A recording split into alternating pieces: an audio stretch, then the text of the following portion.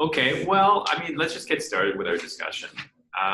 So, overall, what do you guys think of this paper? I thought it was really interesting. Yeah, I thought it was kind of cool. My only concern is, so I like the idea of matrix note-taking, and I completely understand how it can improve your note-taking, because it's like, okay, here's this, fill in the boxes. Yeah. Right? And you will know right away if you're missing And it something. feels good. Yeah, and you feel like you've completed something too, which gives you that nice sense of accomplishment. Yeah, which students are always doing, the like color coding. It makes them feel like they've done something. But all the time. My question is, so they really go into a description of what the matrix looks like in experiment 1. Yeah. And it seems really straightforward, right? Because it's like types of cats and then like things about cats, right? But in the second study, they don't actually tell you what the matrix looks like. And I'm having a hard time picturing what a matrix would look like for more complicated notes. Like for something that isn't, you know, like direct, you know, definition memory type thing. And they don't describe it at all in the second study for what it looks like. So I have no idea how they're doing procedural stuff. Yeah, the article is completely set up for this. Like here's categories of things you have to memorize. Yeah, it's the same for every cat. Yeah. But like, I don't get it at all what it looks like for experiment 2. And they don't describe it. They're just like, we had them fill in a matrix. Yeah. What does that matrix look like? Yeah. Like, how would this apply to other types of lessons, just generally? Well, I can think about it, like, if I always, of course, relate everything back to intro site, right? Like, in the tutorials, every once in a while, we'll have, like, a matrix up, right? That'll have, you know, I don't know, types coercion or something like that. And then we'll have, like, similarities, differences, and then they have to fill in this box. Okay. And, like, that works for certain like a things. summary table. Like maybe at the end, this is an exercise you do. But I have a feeling it would work for some things that have like categories and then points within those categories. Yeah. And other things, I just think like I would have a really hard time. Like, can you give an example of something that this would definitely not work for? String theory. Yeah. We always because you always mention string theory. So whenever we want to think about complex example, we always think of, I don't know anything But I also about that. recently read it. It's true though. Yeah. Like how would you explain, like, if we look at like coding response or something, like how would we explain that? Like that's not categorical at all. Like you could categorize Schrodinger's box within a matrix. Yeah. But how Schrodinger's box applies and, you know, the box is there or it's not there, right? Like that kind of thing I don't understand, besides having Schrodinger box and then a definition of what Schrodinger's box is. I have no idea how that fits into a matrix. It doesn't do anything for applications, right? Like when you're but they're saying that, you know, they're in this second study, they're saying that they have application type knowledge that they have to learn, procedural knowledge that they have to learn. I just don't get how that fits into the matrix. No, it's like I really don't.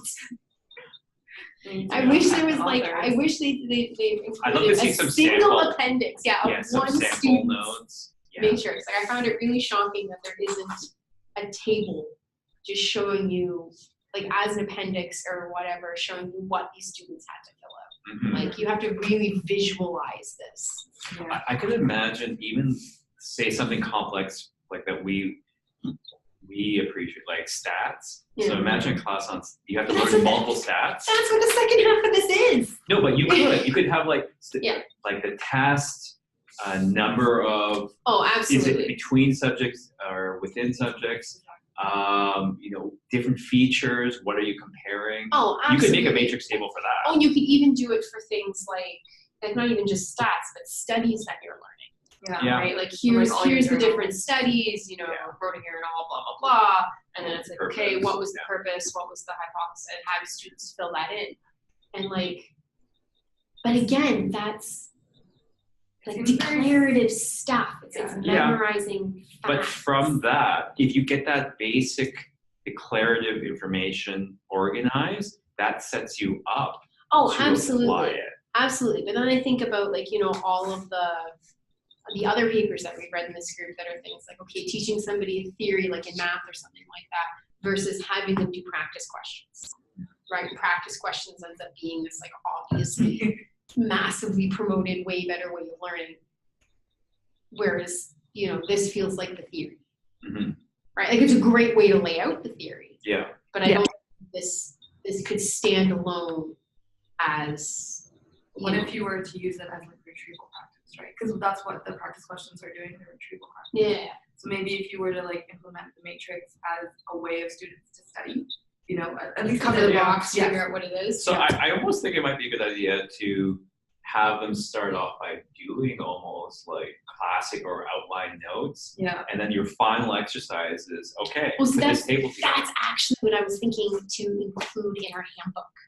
Oh, At the end of every section, There's a matrix. and it won't include all of the information, obviously, that we cover in the web knowledge, because like we're saying, it won't all, it also won't all fit nicely into a matrix. So I'm betting we could come up with a couple of topics every time that would make a nice matrix for one of the application questions. And then it would be actually cool to do a study where we compare people doing different, they're watching a web module and they're doing different types of exercises. Like some are doing the matrix thing and some aren't, and then see how they do on a comprehension test. Yeah. That would be kind of a simple study to do. I'm wondering, like, so in the matrix, are they supposed to identify like connections between different topics as well? Well, by its nature, by its nature, you are seeing relationships, and you can. Yeah, you're comparing and contrasting just by filling it out, right? So I think it's nice. Doing it's going now. And what is concept mapping. Yeah. So I wonder if there's yeah, all that's really. I mean, unfortunately, Faria's on vacation. I wanted her to join as well. Was interleaving is really interesting, because one of the things about interleaving, the benefits is that you can see the differences between different categories. Yeah. Right. So when you have this matrix set up, you can see. You get the best of both worlds. You can see things that are in common, and you can see things that are different, that discriminate across categories. So I think it does provide actually a powerful tool. It does depend. I know there's like varying. So there was a study, I can't quote who it was done by, but like there was like simultaneous presentation of examples. Yeah. Because it's all inductive learning, and then there was like sequential presentation of examples, and I think one was better than the other. So actually, Faria and I have a paper on that. Yes, so that's what. So like having more than one example at the same time is better than presenting them sequentially, because you can kind of compare. Okay. And you can see what do they have in common, where are they different, so that you can focus on the deep features as opposed to the surface features of the examples. Yes, and that definitely supports what they have here. Yeah. Yeah, I'm actually sort of I'm slightly shocked at like the results of, the prompting makes people write more notes if they're not doing the matrix thing. Yeah. But then it doesn't actually seem to really improve their retention unless they're doing the matrix thing, which didn't prompt them to write more notes. Because I think they were already at ceiling with the matrix. Yeah, I know, but then why would it make a difference to have the self-monitoring prompt in performance if you're doing the matrix notes? Right? Like it didn't make you write more notes, but it made you do better. Did it just make you review the notes that you wrote? Maybe they're better quality. I don't know. I thought it was interesting. I thought it was interesting that a prompt could make that much of a difference. And I can get it though. Like if I get that. I could. Like if I'm doing something, I'm like, okay, I'm ready to move on, and somebody says, "Are you sure?" It's like behavioral economics. Give the nudge. Yeah, like I could very much see that. Like just being like, okay, maybe I go back. Maybe I just double check a couple of these points in my table, make sure I got everything right. Okay, yeah, I get it. Because like when you're reading, especially if you're reading something very dense, you could just get to very passive mode, and then you're just where your eyes are moving and you're not even like. But if there was a prompt in a situation like that, where you said, "Wait a second, did you really just understand what you read?" Yeah. And I think in these studies they also had like a sample question. Like this is the type of question. I think they always got the sample question though. When I read over the methods, regardless of the prompt. But that in combination with a prompt, I think will be like, oh, okay. I kind of need to know this, I guess, because that's the type of question I'll get. Yeah. So I think a nudge like that is. Yeah, I'm not shocked that it made a difference. I'm just shocked at, There's no the comparison reflection. between these two graphs. Yeah. Yeah. It's, But in our web modules, the fact that like we have those checkpoint questions that break up the unit, that's kind of like a nudge. it is. It's like, okay, you just finished this unit. Can you answer these basic questions? Yeah, and a lot of I actually the, really like them. yeah, and actually if you get them wrong, a lot of them at the bottom will end up saying, well, you got this wrong. You might want to go and review the section again before continuing on. Exactly. I don't think I had that when I did them. Yeah, So you could imagine the in the explanations absence are of that, you could just have like one long continuous presentation Yeah. and then just a bunch of questions at the end. Yeah, that would I drive me think- nuts. Yes. Yeah, no, being That's actually consistent- one of the best things about the word tool UB. The best things about the intersect module is that it breaks it up. Yeah. Because like I've seen bio modules that just go on for an Well, hour. it's funny because the intersect modules used to do that. Oh really? Remember when they first came out, they were like an hour and a half long Yeah. of just continuous Joe talking. Stuff got better. So definitely a lot better. Yeah, and now we're incorporating like funny videos and you break it up and like just. And now your face is in them, so they know who you are. I do feel like this would work best if your lecture was well structured or the article was well structured to start with, and particularly if you're reading for specific content. I don't think it would work as well in a lecture like an English lecture where it's more analysis, where it's more free-flowing and you're not comparing and contrasting or setting up categories or use cases. Yeah, I also don't think it would work at all in an in-person lecture.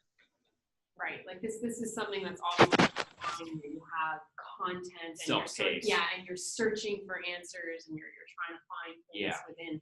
Like I could imagine giving someone a matrix in an in-person lecture and just being like, getting half of it done and being like, Yeah. well then now I know what I didn't get. I would imagine that you would need to be able to go back. Yeah, this is a search for the answers type situation, which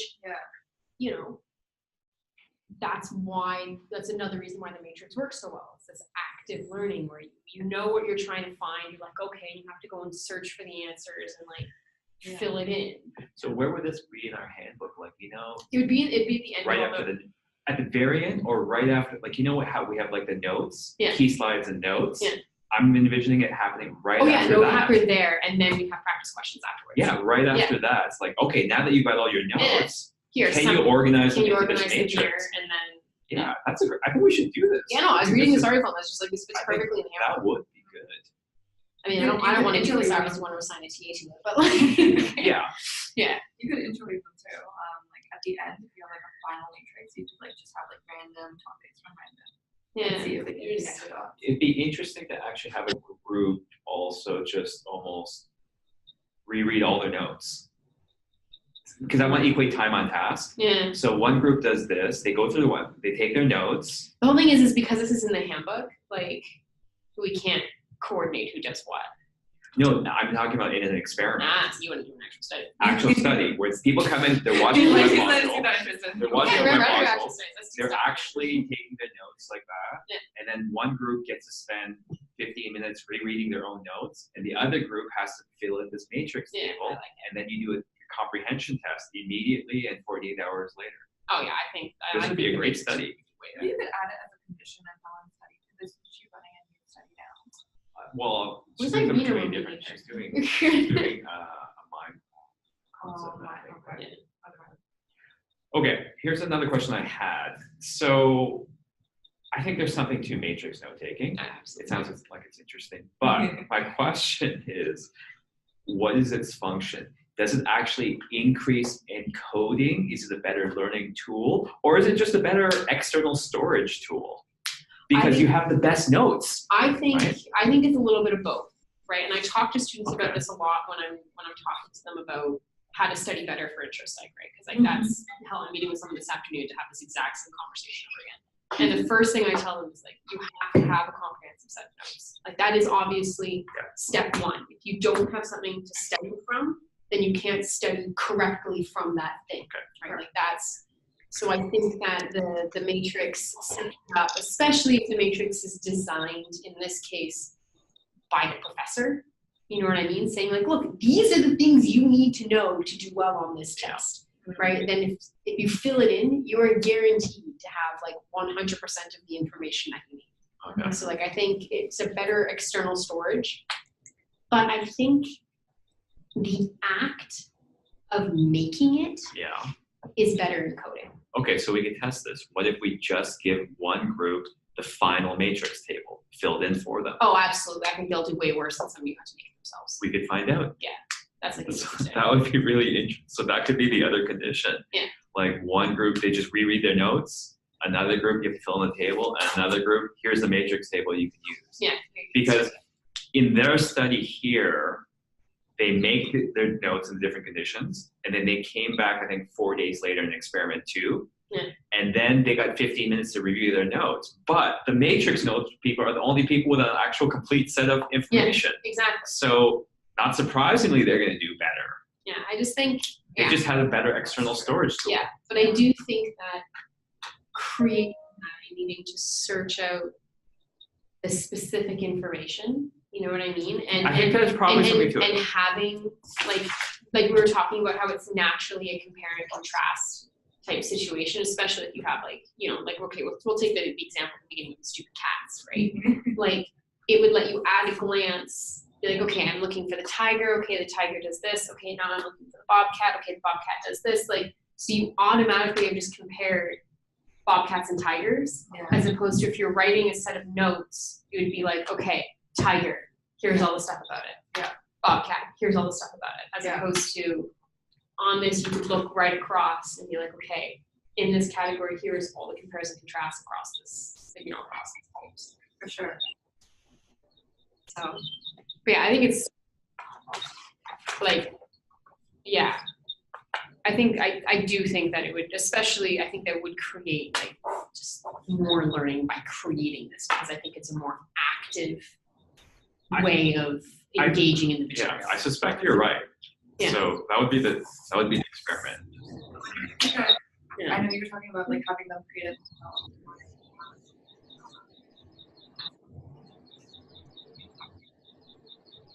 One of our issues is that if the students make them themselves, it might not be 100% accurate. Yeah. Well, yeah, then you can work in doing it individually and collaboratively. Yeah. See, I don't think you can weigh novas. Like, no, these are all separate. I like Michelle's comment about guiding attention. I wonder if you had, pre-reading questions that guided their attention to the same sort of categories. I just wrote that. Do it as a give them the matrix pre-test, and like they can't they get everything wrong. That's hilarious. No, but we got a lot of experiments emerging here. Yeah. See, now you need like more grad students and like more undergrads. It's gonna be a full lab actually. Is it?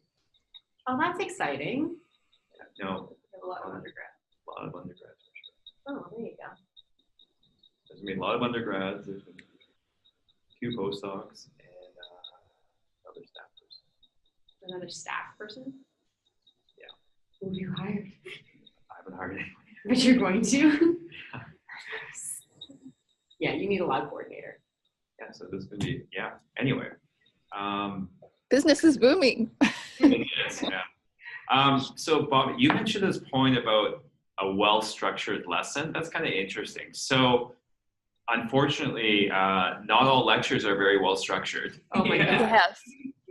So, the reason I say that is because sometimes I am doing just this with a lecture that someone has prepared. And it's so hard to pull out what the structure is with all of the digressions and not having points emphasized. And yeah, it's a struggle. And I have all the time in the world to do my matrix. I guess my question is, would there be interaction then between effective note-taking and the cognitive overload that in a given presentation? Like, so I guess I'm thinking that if the presentation is just so poorly structured, it doesn't matter what note-taking you do, you're not going to learn anything. No, I think, but I do think the matrix would be even better in that situation. Okay. Right? It's Because providing some kind of it's at organization. least, the lecture might not have structure, but this is giving you structure. And it's saying like, okay, you may not know what's going on here, but these are the things you should know. Yeah. And then you can kind believe of it or not, all of this information this is in here. Yeah. And so like it would let you kind of do it. But again, this would have to be a situation where the material is available for review. You have access to it. I feel like so that's another manipulation. Like look at oh my god, you're gonna build a bad like yeah. Like it covers the exact same key points but with and without like So I feel like organic chemistry is exactly what you just said. Like it's a lot of information all at once, and sometimes it's just not organized. Yeah. But like if you take the time to organize it, then it's like it's all there. Yeah. Yeah. And I think it would be a big difference between an in-person lecture and an online lecture too, because on the online lecture you can re-listen to it and try to pull out the structure, but on an in-person, it's gone. Oh yeah, capture it. It was I've missed that box. I'm never getting it back. And then if it's more frustrating, right? Because at least when I'm writing like traditional notes, I don't have like these giant gaping holes in them. But whereas with this, you would. I think that's really good for self-monitoring because I think most people walk out of a lecture having no idea what I was supposed to learn. Having That's no true. idea how much do I actually know. Yeah. Like at least walking out going, you know what, I got 2/3 of what I should know. Yeah, but I also think that, like I said, I don't think that all information fits into this matrix format. Right. I think some things are going to we're going to go over all of our notes. And we're going to try and fit these into the handbooks, and we're going to look like, okay, these topics, these fit really well into our matrix. Let's have students write a matrix on that. Yeah. But we're not going to other things are just going to be like, okay, that's an interesting point. Yeah, but and you need to know sort it. of peripheral. But yeah, it's But I suspect that the stuff that goes into the matrix, that's what we probably think is most important. Absolutely. And you're most likely to be tested on. Yeah. Because things that are favorite topics for test questions are what are the boundary conditions between this category and that category? I know there's some overlap between here, but what makes this availability heuristic versus this representative? There's going to be some things that fit really well, like all the heuristics, Piaget stages of development, right? Like there's that going to works right yeah, away. yeah, exactly, right? Like there's going to be some stuff that just fits really, really well, and some stuff that doesn't. But I think that that's true. Yeah, for a lot of things, right? Like it's like anything else. When you're studying, different material needs to be studied in slightly different ways. I guess it just comes down to how well are the boundaries defined. Because if you're studying a concept that's very fluid to begin with and doesn't have very clear boundaries, then it would be very hard to separate different categories. Yeah. I've been to lectures. Well, the other thing is you might have more than one matrix for a lecture. Yeah. Right? Like there's part one. Yeah, there's part nothing two. saying, okay, this is on heuristics, right? And this is on something else, right, that we talk about. They don't all have to be one giant matrix of stuff. That makes sense. Right? Because you might be like, okay, here's two small ones about two important topics that we discussed in class, as opposed to here's one giant one about, two things aren't connected. Yeah. That makes total sense, yeah. I also wonder if, I know how you're talking about, with note-taking, they don't remember any of the information. If they were to do all the notes for a standard lecture and then come out of it and organize their notes with the matrix, if that would provide any other benefit, or would it be the same?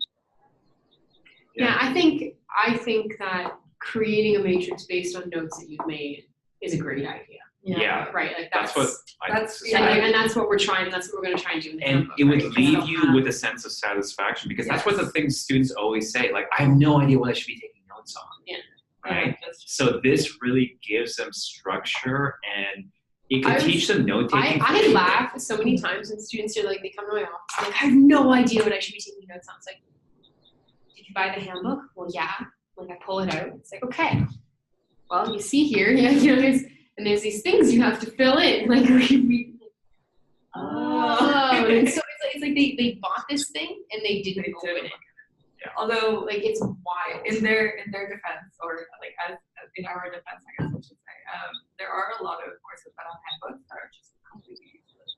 Yeah. So that's the problem, Yeah. sometimes we don't know if the handbook. Ours, actually, the feedback we get on it is really good. Oh no, it's amazing. People who actually use it say, wow, it was actually useful. Oh Like, yeah, I I used it and it was so good. Like it helped me organize content so well. Well, one of the things that I always end up telling students, like, again, if they come in and they ask me, like, how do I do better in this course? It's like, okay, well, you doing the practice questions in the handbook? Like, no. I'm like, okay, well, this is like, because, they're all first years. So I'm like, okay, we know in high school when they assigned you homework, because like it helps you learn the material, and then they check to make sure you do it. But we're still assigning you the homework. We're just not checking to make sure you do it, because sadly you're adults now. Right? Like, and it's funny. And there are answers. Yeah, like there's answers in the back of the book, and like, and it's funny, but a lot of first years in particular just don't realize that. Yeah. All of your classes are assigning you homework. When they assign you a textbook chapter, there's practice questions after it. It's part of the chapter, right? Like they're assigning you homework. Yeah. You're just not doing it. Yeah. It took me until my third year to realize that. Yeah.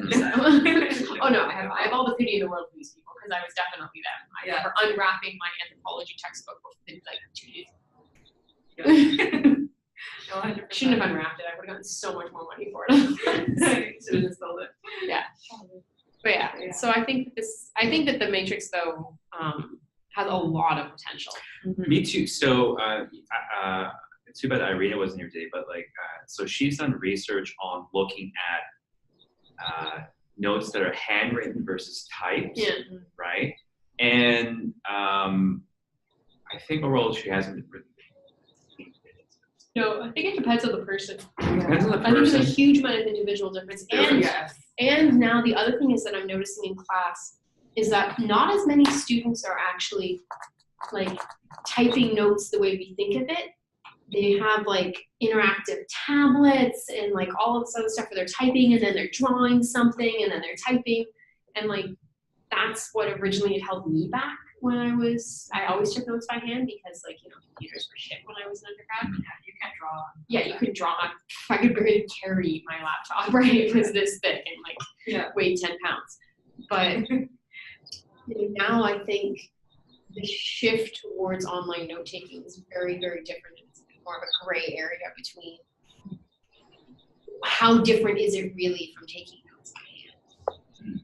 Like I think it's evolving, and I think that differentiation between the two is going to very quickly like disappear, where everyone's just writing on tablets if they really want to, or typing on. One of the ideas that we had about what might be the difference between typing notes and handwriting is that because you can type much faster, you might tend towards getting a verbatim transcript as opposed to being forced to summarize with handwriting because it's inherently slower. But I mean, there's just so many, who knows what people are actually writing. I feel like this research line on note-taking has so much more promise. It has so much more like but actual conditions. It does, though. There are some limitations, right? Because one, this appears to be something that we've already talked about, doesn't apply to everything. Yeah. Two, it puts some onus on the professor, right? Of like providing a matrix. Right, like in both of these, the matrix is provided so that students know what they have to do. So from a student's perspective, right, if I tell you writing handwritten notes versus taking online or taking notes on a computer, this one's better than this one, that's useful to you as a student. But if I say, hey, filling in a matrix that your professor provided for you is super useful, and they say, well, my professor isn't providing a matrix, and you say, oh, well, your professor really should be providing a matrix because it's a superior way of teaching. Right? That helps. So in our lectures, should we have a matrix exercise at the end of the lecture that people can fill in? See, I think that the matrix is much more applicable to our web module content, like the type of content that we have in the web module versus the type of content that we have in the lectures.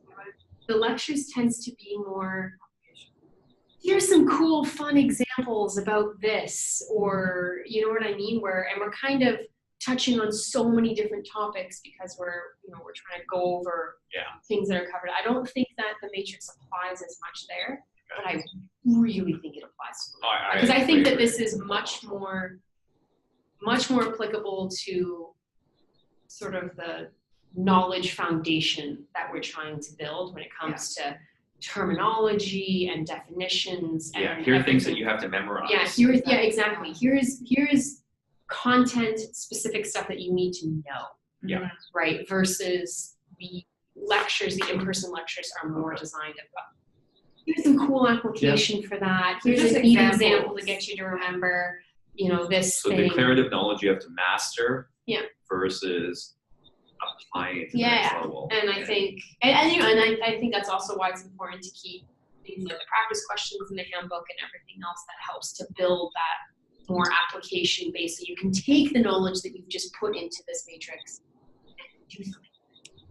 Right? I think with your application lectures, you could maybe once they've already filled out a matrix, they could add on to it. Oh, this is an example for this concept. Yeah, we could always have, was there an example in lecture? Yes. As one of the categories. So it kind of helps them integrate the knowledge better. Yeah, and I try to get them to do, and I talk to them all the time about stuff like that. About how to appropriately use the handbook. Okay, well at the bottom there's always this huge section. Put stuff in the textbook in there. Put stuff in the lecture in there that's applicable to what we're talking about.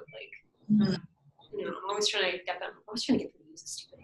Because I know that students who use it do better. Yes, no, it's really right. I have so much. I have tons of examples of good students. They're always coming in. They're always flipping through their handbook and asking questions, and it's I know you're a good student. You with your handbook filled in.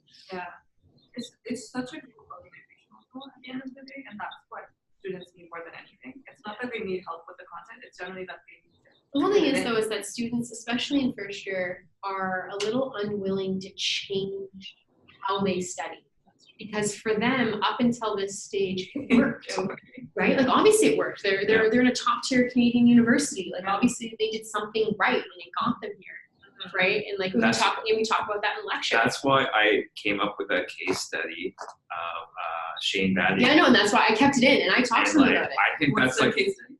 So Shane Battier, he was when he was in grade 8, he was already 6'5". Oh, okay. Best athlete. There's no doubt he's going to be drafted in the NBA. Sure enough, he was. Yeah.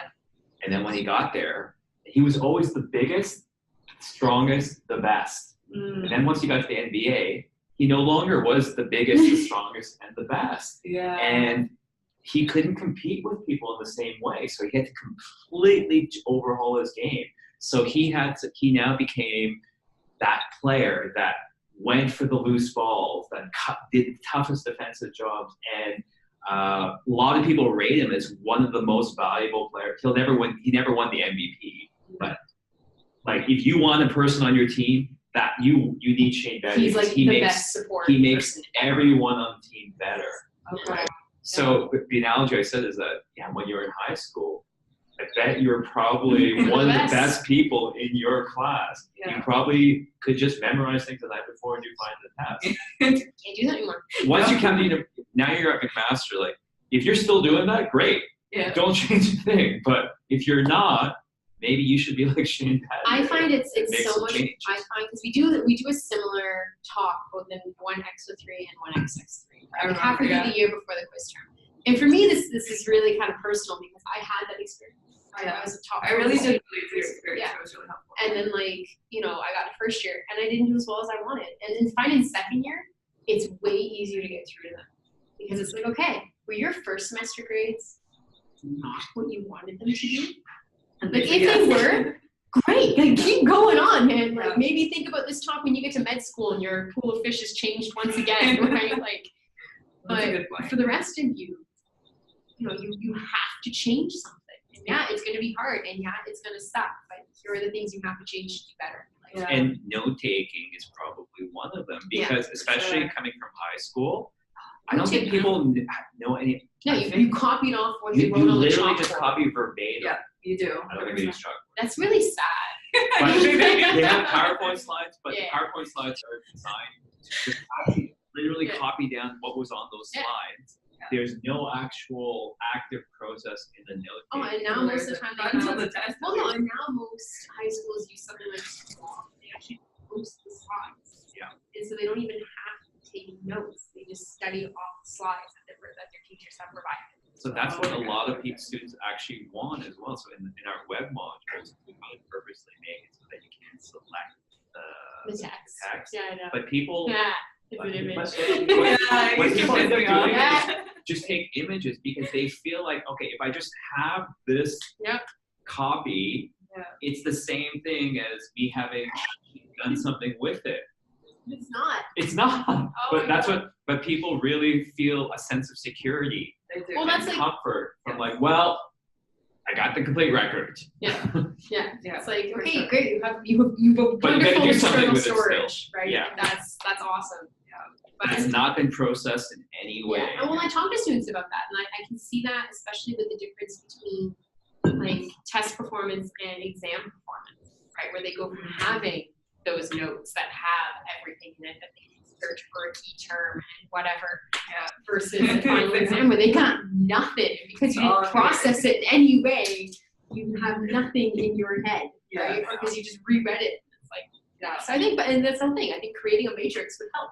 Think about the matrix table, even like the action potentials, like here are the different ones. Yeah. Where do they start? Yeah. Where do At they this go? stage, where Where's are the they? highest concentration? What happens during this stage? Like Yeah, that'd be a great table to fill out. Yeah, I think that there's definitely some serious potential for this. And I think this should be a project. This summer. Yeah, somebody. You know, as you were talking, I'm thinking a bit back to how I would have taken notes in university. Well, I know a couple of TAs who know based on stuff I've asked them to do. Yeah. Sorry, Bobby, what were you saying? Sorry, we kind of got distracted. That's okay. You know, as you're talking, I was trying to think back of how I took notes in first year university. And I think I'm old enough that the professor wrote on a transparency. So roll? no rolling, but he effectively, he provided you with the matrix and the structure for his lecture because it would all be, you know, heading and he'd talk for a while, subheading, he'd talk for a while, subheading, and it was essentially that. I would call that more the outline note taking as opposed to the matrix. Oh, that's true. Yeah. I think the matrix takes even more thought to put together than the outline with hierarchy. Yeah. My notes were always an outline with hierarchy. Yeah. Like mine definitely were. I had, you know, a main topic, of course, in some color, and then like subtopics in a different color. And then like, you know, I definitely had outlined notes. That I was And then good the at. matrix is the final summative exercise. Well, and it's really funny because I have this really horrible, vivid memory of one of my biology classes that provided us. Oh my God. That provided us with a matrix to fill out before a test. And I remember looking at it like, oh, this looks hard. And like, I didn't do it. Oh no. Right? And then now I like think back to the kind of student I was then to like who I am now and like how far I've come. It's like, I can't believe I didn't do that. Like they were literally telling me exactly what was going to be on the test and I couldn't be bothered to look up the answers. I was just determined to sit back and reread my notes. And that's what I did. And I did not do well on that, by the way. So that actually probably, just thinking about it, like I think I already mentioned, but like as a self-monitoring tool, it helps you, it gives you feedback on how good your notes are before the summary table. Because if you have a ton of blanks, it's like, wow, I missed out on a lot of I have to go and find that information. Well, it's not even, and like with our class, it'll be relatively easy, right? Because it's just all on the web launchable. But even if you were doing something like this, like, because this was obvious, this was for a lab, right? And I remember being like, this is really hard. Like, I can't, I don't know how to figure some of this out. And then I just kind of went, oh, this is stupid, and like, didn't do it. But in reality, what I should have done is like gone and found somebody else, like joined a study group, been like, okay, I'm obviously missing a ton of stuff. Like this should have been a massive wake up call for me that I couldn't fill in this table. It should provide you a cue as to how much you've actually learned. Yeah, and apparently I learned nothing, right? Could you see some students, if we provided this table, thinking, well, why isn't it filled in? Yes. I could see the same students that want to just cut and paste from the screenshots. They're the same students like, well, why would you give me this table that's not even completed? How am I supposed to do this? Do you guys talk about desirable difficulty at all? Not in class. No. There's an article assigned. Yeah, okay, no, you're right, there is. Right, we talk about it in 1X03, Science of Learning, during the quiz term. Which we're updating that web module. Thank God. The 1 in 3 students are just massively complaining about it. Really? Yeah, they complain about so much stuff. She knows all of it. That's interesting. The 1 in 3 students are bitchier. And it's simply because they spend less time on task, so they do worse. Yeah, they put the least investment. Yeah, and it's really funny because I love it. They're my favorites when they come in for to get help. Because I get all these emails. I'm like, look, come in. I will help. You can't make it to my office hours. I'll set up a separate time. Like, I want to talk to you about how to do better in this, but email is not the way to do it. Yeah, for Right? sure. And then they'll come in and I'm like, okay, how many hours a week are you spending on this class? Like 2 to 3.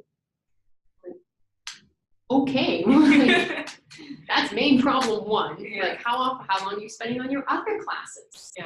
Or like, you have 3 hours just in lecture in your other classes and an hour of tutorials. They're already up to 4. Are you doing any additional work? Yeah, probably 2 to 3. It's like, okay, so you're spending 8 hours on your other classes and 2 to 3 hours on this class. Like, oh, that is That's a wake-up call. Oh, it's a huge common conversation with the 1 in 3 students. Because they assume that an online course is Less work. less work period. Yeah. Well, yeah, like I talked to my roommates and they're like, yeah, let's do an online course. Like, less work. Like, No, it's just it's not. inherently It's there. this like, and we try to tell that to students. Like, it is the exact same course as Yes. 1X03. Yeah. Just online. Yeah. There's just Sure. more independent Independent learning. It's more flexible responsibility. Yes, absolutely. It fits into your schedule and it's great and everything else. But But yeah. you still have to do the same Yeah. evaluations. Yeah. at the end, yeah. Oh man, I had one student this week. Oh, she talked about our quiz questions were too complicated or something, and she included screenshots from Rate My Prof about people complaining about our quiz questions. Are you serious? I'm That's hilarious. not kidding. That is hilarious. Just I had to close it and come back to it because it was just See? I was taking her kind of seriously until she included the Rate My Prof screenshots, and then I was just like, nope, you are now just a little. The following people confirm my Yeah, view. you are now just a whiner. I addressed all of her concerns. I eventually wrote back this 5-paragraph long thing addressing all of her Wow, concerns. did you? Oh yeah, I That's take so my much email patience. answering freaking seriously.